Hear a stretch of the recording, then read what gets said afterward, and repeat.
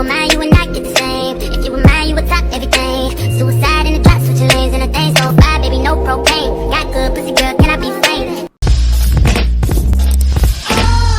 Canada has one of the highest teen vaping rates in the world. So I was like 13, I think, and I got addicted really fast. The latest survey results showed 13% of teens reported vaping in the previous month.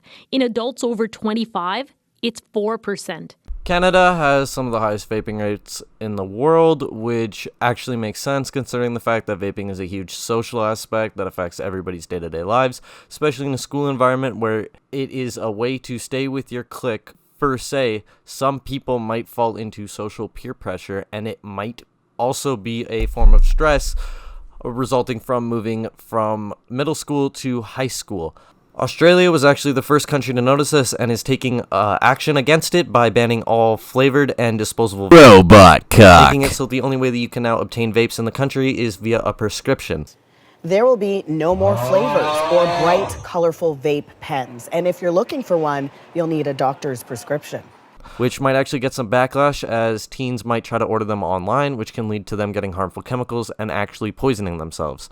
But I do think that this is a step in the right direction, though, because it does remove some of the appealing factors of vaping, which is the flavor and the fact that it is better for you than smoking. Bubble Gang Sour Apple Berry and Magic Cotton Grape Ice. Kids are getting their hands on these products and some...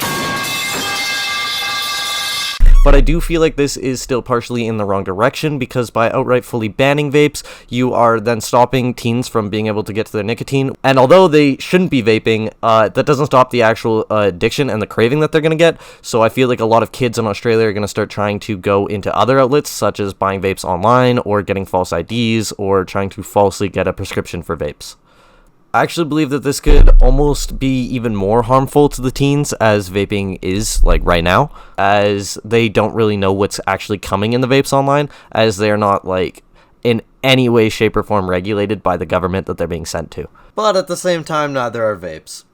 The vape industry insists its products are meant for adult smokers, but cancer groups point out no vape device has ever been submitted or approved as a stop smoking aid in Canada. You may be wondering who this is affecting. This is mainly affecting adolescent teens of high school years who are vaping a lot, and the companies that are actually making, and also companies that are making vapes that are specifically targeted at kids in high school that actually surprisingly go against some regulations in Canada, as well as Australia and the UK. We have companies that continue to bring out products that are far more popular among a 15-year-old kid than a 50-year-old smoker. But right now, people are wondering whether Canada is going to implement stricter guidelines on vapes or leave them as is. Some people may think that we should just ban all vapes outright, but I don't think that we should ban vapes, as it would be more effective to just make them healthier or make an alternative vape, so a vape for a vape, to quit vaping. An alternative vape that like tastes good and gives the same sensation, because I've noticed most people that have vaping addictions, it is mainly something for their mouth to do when they are bored instead of something that they actively go out and try to do. But if you want to know my honest take, it's that I really don't care, because at the end of the day, it's your body, your choice. There's nothing that's going to stop me from telling you what you can and cannot ingest.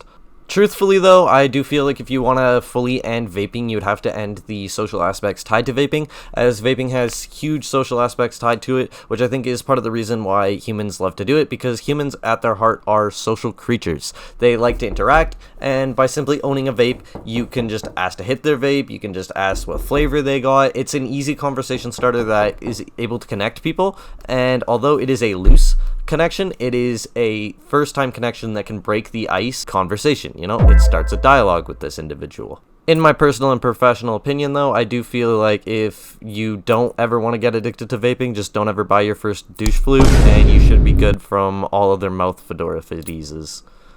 All the credit for all the videos, photos, and other vaping advertisements have all been sponsored by today's sponsor, King Julian the Vape King. You can spot him on Instagram. He's got his tag. I'll put him right up here. But yeah, if you guys would like to support the channel, go support that Instagram page. Have a great rest of your guys' evening. Would you know it? You're not that guy. We have this widespread nicotine addiction onset among youth that's totally avoidable. It simply should not be happening.